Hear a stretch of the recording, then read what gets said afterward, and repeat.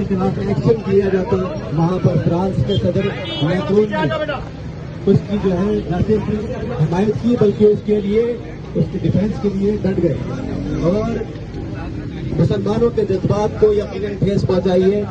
Freedom of expression और freedom of speech के हम हामी हैं।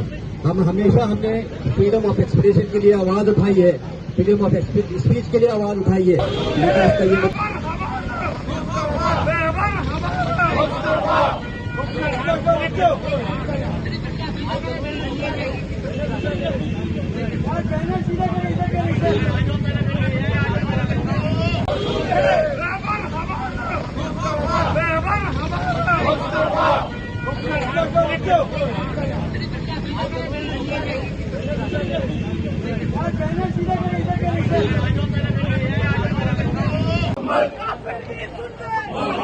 अल्लाह के प्यारे फर्राज भी सुन ले, फर्राज भी सुन ले।